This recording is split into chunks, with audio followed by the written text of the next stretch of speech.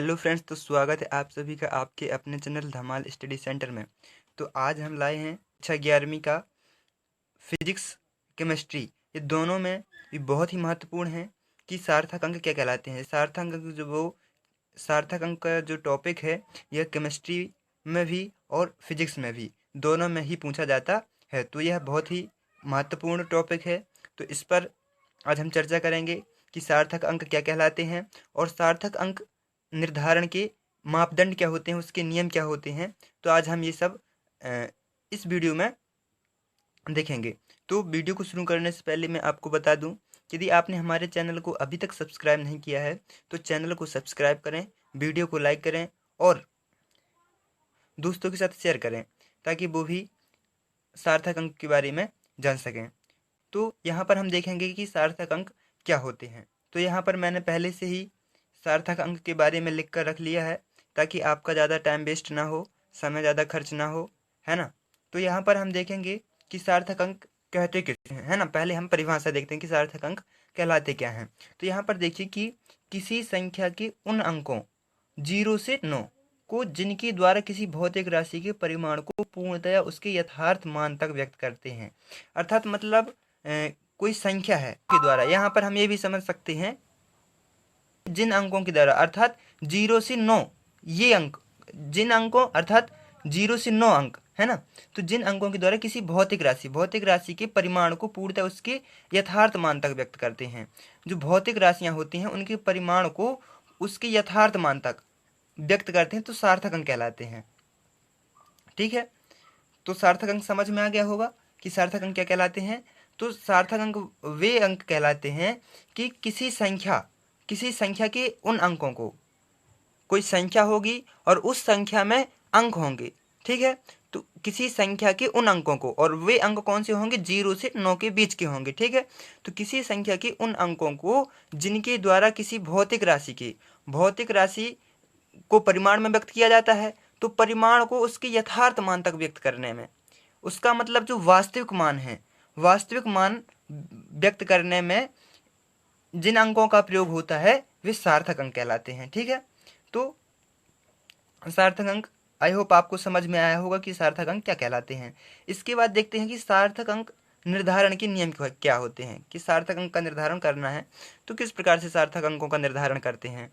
तो देखिए यहाँ पर कि पहला, यहाँ पर 4 नियमों द्वारा सार्थक अंकों का निर्धारण किया जाता है। तो यहाँ पर हम देखते हैं पहला नियम क्या है कि यदि किसी संख्या के प्रारंभ में शून्य उपस्थित होते हैं तो उन्हें सार्थक अंक में नहीं गिना जाता।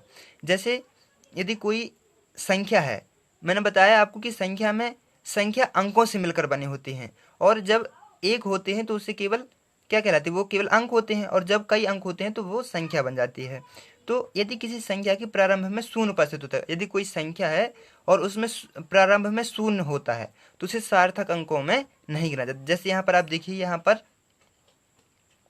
0.0025 है, तो यहाँ पर प्रारंभ में 1 2 3 ये शून्य है, तो ये सार्थक अंक में नहीं गिने जाएंगे, यहाँ पर केवल 2 सार्थक अंक माने जाएंगे। ठीक है, तो यदि किसी संख्या के प्रारंभ में शून्य उपस्थित हैं तो वो सार्थक अंक में नहीं गिने जाते हैं। तो ये हमारा पहला पॉइंट हो गया। पहला पॉइंट क्या है कि यदि किसी संख्या के प्रारंभ में शून्य उपस्थित होते हैं तो सार्थक अंक नहीं गिने जाते हैं। आप भी जानते हो कि कोई भी संख्या है, जैसे यदि हम 25 लिख देते हैं, ठीक है, यदि 25 में हम शुरू में 0 लगा दें, 1 0 लगा दें, 2 0 लगा दें, 3 0 लगा दें, तो कोई महत्व नहीं रहता इन 0 का, है ना, केवल 25 इसका बस महत्व रहता है। इसी प्रकार यही पहला नियम है कि किसी संख्या के यदि प्रारंभ में शून्य उपस्थित है तो वे सार्थक अंक में नहीं गिने जाते। क्या, कौन सार्थक अंक में नहीं गिने जाते, शून्य सार्थक अंक में नहीं गिने जाते। यहाँ पर सार्थक अंक जो होते हैं उनकी गणना की जाती है। तो यहाँ पर गणना में क्या मिलेगा हमें, जैसे यहाँ पर ये संख्या दी हुई है तो यहाँ पर पूछेगा कि भाई यहाँ पर कितने सार्थक अंक हैं, तो यहाँ हम बताएंगे केवल 2 सार्थक अंक। कौन कौन से, 2 और 5, और जो ये 0 है ये सार्थक अंक नहीं कहलाएंगे। ठीक है, तो यह होगा पहला नियम, सार्थक अंकों के निर्धारण का पहला नियम। दूसरा नियम का कहता है कि यदि किसी संख्या में शून्य सार्थक अंकों के मध्य में उपस्थित होता है तो उसे सार्थक अंक के अंतर्गत गिना जाता है। यदि शून्य जो है यदि वो सार्थक अंकों के बीच में है तो उसे सार्थक अंकों में गिना जाएगा। दूसरा नियम है कि यदि कोई संख्या है, यदि संख्या में मध्य में यदि सार्थक अंक शुरू में शून्य नहीं है, मध्य में शून्य है, तो उसे सार्थक अंकों में गिना जाएगा, शून्य को सार्थक अंक में गिना जाएगा। जैसे यहाँ पर दिया हुआ है ये, तो यहाँ पर 4 सार्थक अंक माने जाएंगे। क्यों? क्योंकि यहाँ प्रारंभ में शून्य नहीं है, मध्य में शून्य है, तो इन शून्यों को भी सार्थक अंक में गिना जाएगा। अब यहाँ पर पूछेगा कि भाई इसमें कितने सार्थक अंक हैं, तो इसमें 4 सार्थक अंक हैं, है ना। जैसे यहाँ पर हम लिख देते हैं 3 0 0 0 5, तो देखिए यहाँ पर ये 0 मध्य में है, लेकिन ये भी सार्थक माने जाएंगे, है ना। इनका यहाँ पर महत्व है, तो यहाँ पर कितने सार्थक अंक हो जाएंगे, 1 2 3 4 5, 5 सार्थक अंक हो जाते हैं, ठीक है। तो दूसरा नियम कहता है कि यदि मध्य में शून्य है तो उसे सार्थक अंक में गिना जाता है। पहला नियम क्या कहता है कि यदि प्रारंभ में, किसी संख्या के प्रारंभ में शून्य है तो वो सार्थक अंक, तो उन शून्यों को सार्थक अंक में नहीं गिना जाता। और दूसरा नियम कहता है कि यदि मध्य में, किसी संख्या के मध्य में यदि शून्य है तो वे शून्य सार्थक अंक में गिने जाते हैं। तो ये दूसरा नियम होगा। और हाँ, यदि आपको वीडियो अच्छा लग रहा हो और समझ में आ रहा हो तो आप वीडियो को लाइक कीजिए, शेयर कीजिए और चैनल को सब्सक्राइब कीजिए, क्योंकि यहाँ पर आपको कक्षा 10वीं 11वीं के हर सब्जेक्ट प्राप्त होते रहते हैं। यहाँ पर इसी तरह की वीडियो प्राप्त होती रहेंगी आपको, यदि आप चैनल को सब्सक्राइब कर लेते हैं तो।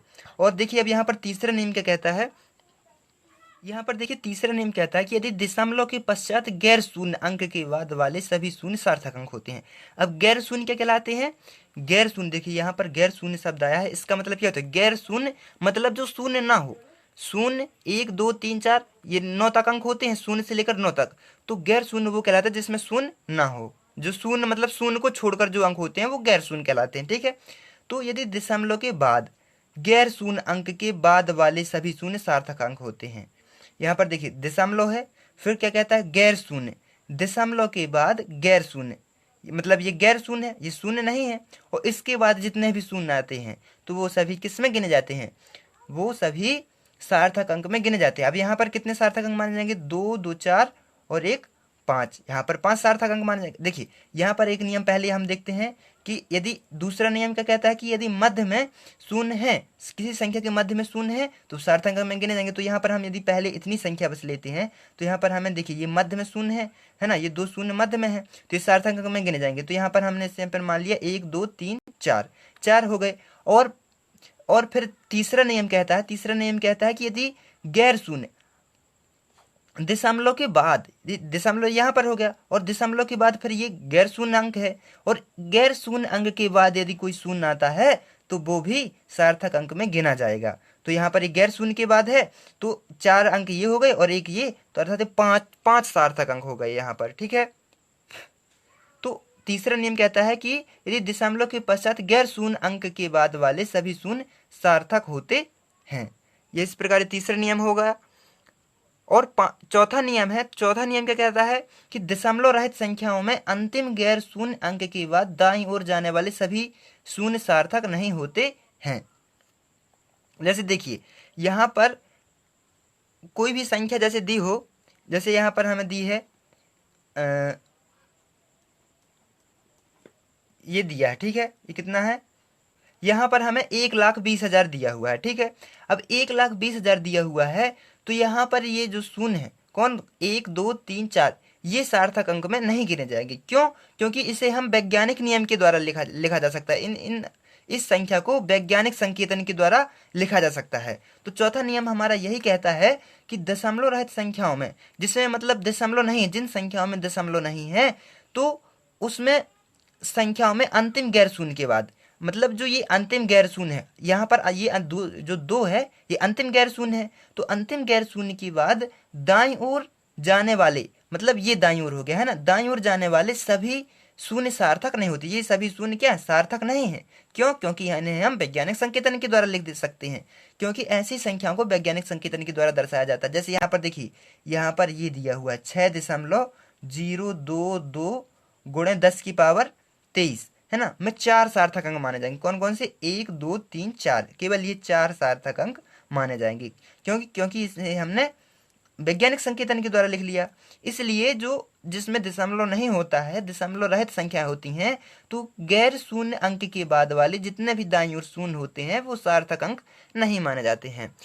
तो इस प्रकार सार्थक अंक आपको समझ में आ गया होगा और सार्थक अंक के निर्धारण के जो नियम हैं वो भी समझ में आ गए होंगे।